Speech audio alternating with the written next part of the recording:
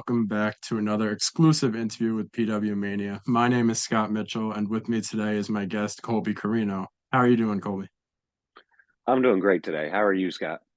I'm doing very good. What have you been up to recently? How's everything going? I've been doing real well. I'm doing a lot of training at the CWA, the Carolina Wrestling Academy. Run a few classes a week there. Um, Working behind the scenes at PWF here in North Carolina. I've been I've been staying busy, but maybe not in the public eye. But don't worry, I'm Definitely. not just sitting around. Definitely. And I did want to start a little bit back from the beginning, I guess you could say. Like when and why did you really decide you wanted to become a professional wrestler? So I've been around wrestling like my whole life. I went to my first show at 3 weeks old. I went to ECW, and it wasn't until I was probably like 10 years old and I went to a Ring of Honor show with my dad and I saw Eddie Edwards versus Davey Richards. And it was like the most incredible match I've ever seen. And like I saw that and I was like, that is what I want to do with my life. I want to do wrestling like that. And from that moment on, it's like I knew what I wanted. And you had touched upon it, like, your dad was definitely a legend in the business, Steve Corino. How much of an inspiration was he to you in, you setting out and wanting to become a professional wrestler yourself? He was a great inspiration for me, especially since like he made his own career throughout the Indies and in Japan and stuff. It's not like he got signed to WWE when he was 25 and had the so-called easy career in wrestling. Like he really had a grind, and that's real inspiring to me. I was gonna say also, with all of his experience, how much of an asset has he been to your, like, not just personally, but also your career as well? It was funny because like at the start, like he didn't help me out that much. Like it, not that he didn't, but he let other people train me and let me learn from other people first. And now as I get older and I talk to him and I present to him like wrestling or scenarios nowadays, we find ourselves. I found myself getting a lot more help in like not in the in ring sense, but in like the background and like the business sense. Definitely. And so a few months ago, news broke, rumors were running rampant that you had signed with WWE. Can you tell us like what your initial thought was when you saw that report going around and if there was any I guess truth behind it? Well, at the time, I thought there was a lot of truth behind it. But yeah, not that I was signed. I was offered a deal, and everything was looked good, and it was like contingent on this background check. So I signed off all the paperwork for there, and I wasn't even too worried about it because they did a background check on me when went for my first tryout about 2 years before, and I don't. If anyone's been around me and known me for a while, like I don't have the cleanest of histories, so that was always taken into consideration by WWE. So I didn't think that I had anything to worry about with this background check, but they ran it and they found like some fines from like 7 years ago from the first time I got arrested, and they asked me to go handle that, and then we would be good to go. And um, I went to handle that, and I think things changed on their end a little bit, but Do you have any hopes, I guess, for the future of potentially signing with WWE or signing with another company? um, maybe I think right now, like I have a very specific vision in my mind that what I want to do for the next year, and unless someone's coming to me with a boatload of money, I don't think I won't I want to derail that plan. And Definitely. it's not that I'm like closed off to working anywhere. Like I want to work everywhere I can, but I don't want to limit myself too. That's also why I don't want to sign a contract because I just want to keep my options so open. And I just Definitely.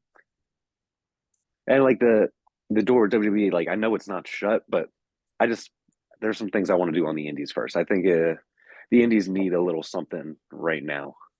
Definitely, and you hit the nail like right on the spot. Like there's so much great wrestling out there. There's, aside from AEW, Impact, NWA, all those televised and national promotions, there's also like a lot of great indie promotions as well. And did you have anyone in mind that you really wanted to like face or go up against still? Ooh, I mean, now that he showed up in AEW, I think the dream match is possible. My dream match is possible. Me versus Roderick Strong, probably the one wrestler that like I most model my own style after, and I've grown up around him. It's just that one match that I've always wanted, and now I think it's finally possible. So maybe I won't go anywhere until I get that match. Definitely. That would be a fire. That'd be an amazing match. 3 years ago, you got to actually appear on Raw twice. You got to work with Eric on Raw Underground, and you also got to work with Mansoor, who's now Mansoor. But what was it like, getting to compete on a national level as well, like on WWE? I always had such great experiences when I did the extra work for WWE. Like they treat the extras so well, and they pay them very very well. And the Raw Underground, I everyone likes to talk down on that, but I had so much fun doing it. Like it was a cool environment, and then the match with Mansoor, like that. I'm one of the few people that actually wrestled in the Thunderdome, like an empty basketball arena just with computer screens. Like it was such that in itself was just such an experience. Like the this huge arena just silent as you're doing it. And I mean, like they pipe in the crowd noise, but like it's not the same as like having a Yeah, like a crowd in there. You know, it was definitely. that's like the one feather I'm always gonna keep in my hat. Like, well, no matter what, I wrestled in the Thunderdome. I was gonna say that was such a weird time. I'm grateful that it's like obviously ended. Like, fans are back. I'm sure a lot of the wrestlers are grateful as well. Like, nothing Oh beats it, yeah. but that must have been such an interesting like point of like, you got to wrestle in the Thunderdome. So like how did you adjust to that versus like, fans around the ring and stuff like that? It's really hard to adjust, but it's funny because I always made the joke during COVID that like I've always been prepared for these COVID tapings because I've wrestled in shows with under five paying fans anyway, and like I'm just used to wrestling in silence sometimes. Like sometimes I've been on shows with so few people that like it doesn't matter, or they're just not a great crowd. So I mean, it definitely is so much adjustment that like it's like when you're speaking to somebody and they don't say anything back to you, so you feel like you got to keep talking to fill up that space. Like not having crowd noise when you're wrestling is like that. Yeah. That makes sense. And, obviously I'm sure it's much better now than it was with the fans being back and all. So very happy to see that back. Oh yeah, me too. For sure. And you also got to train at the New Japan dojo. What was it like training there and making your presence felt in New Japan? So I actually never got over to the dojo. I think there's like some source online that says that I did, but I never did because I've always brought that up in interviews. But Okay. that was during the time that like I was supposed to go over, and then I got in trouble and I got arrested that first time, and they revoked my deal. So I never actually made it over to the dojo. But yes, I have to Definitely. field that question a lot though. So Sorry about that. it's But okay. It's okay. looking ahead, do you have any hopes to like eventually one day like go over to the dojo and potentially train in Japan for a little while?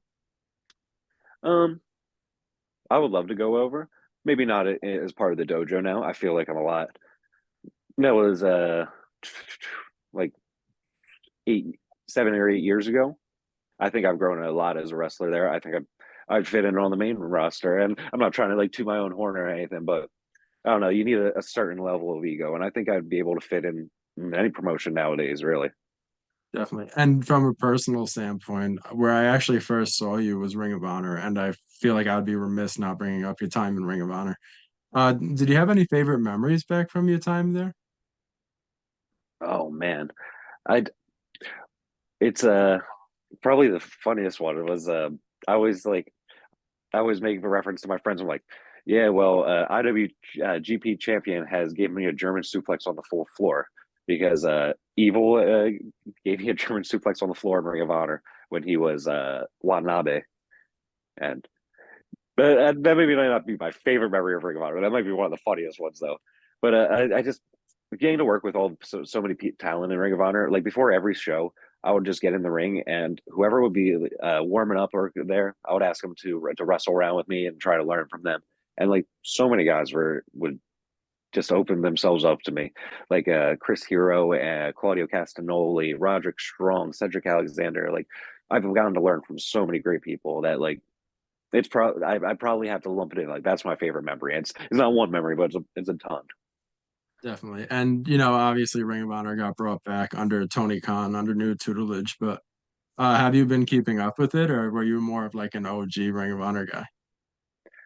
Oh, I'm a big Ring of Honor like 2010 guy. That's probably my favorite Oh year yeah. of it. Uh, I I try to keep up with the Ring of Honor. Like I watch like the spoilers or read the spoilers rather and such. I haven't actually watched an episode. I'm sorry, but there's just so much wrestling to digest nowadays. You gotta pick and choose what you have time for, and I got other responsibilities too besides watching wrestling. So I wish I could just sit around and catch All right. myself up on it all. So more recently, you actually got to work in the NWA. What was it like your time there? I love my time at NWA. I got to work with some of my best friends there.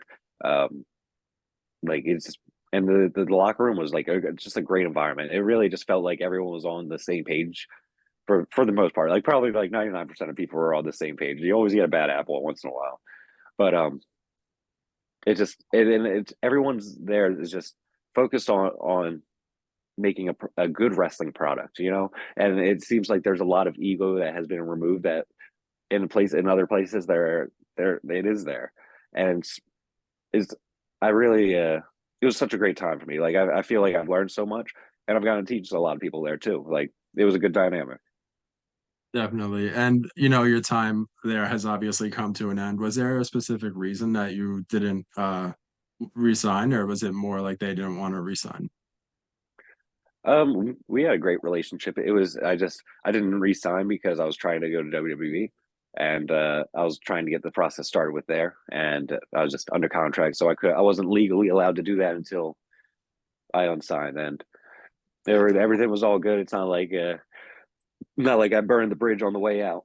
They have a great focus on young talent, and Oh yeah, like I feel like that they're one of the few places that are building up people that like aren't established anywhere else. Like they find these guys and girls too, and are making them serious contenders for everybody. I definitely. feel like that's something the indies need more is more elevation and more people bringing each other up. So you also help run Premier Wrestling Federation and Carolina Wrestling Academy. Can you tell us about that and what your role is there? So I'm like a coach at the Carolina Wrestling Academy. I run classes. We got a great school. I feel like we got a lot of probably like 20 to 25 students that come, and we got some really great students. I know every coach wants to say that, but like I see guys with so much potential and passion and drive that like just this year I think we had 6 people make their debut already, and that's really good. I don't think we had 6 people debut in the whole year last year, and then we're only in May so far, That's great. and yeah. So and at PWF, I just help backstage. I don't really have like a named role. I try to help out as much as possible and do whatever needs to be done. Um, we we're all very close knit family. My dad started PWF back in like 2002, and then he sold it to Jakob Hermermeyer when he started at WWE, and we've just we've been trying to do whatever we can to make a great environment for people to learn and have a safe space for to come and learn wrestling and not have to worry about being in a bad environment or learning from people that you don't trust or anything.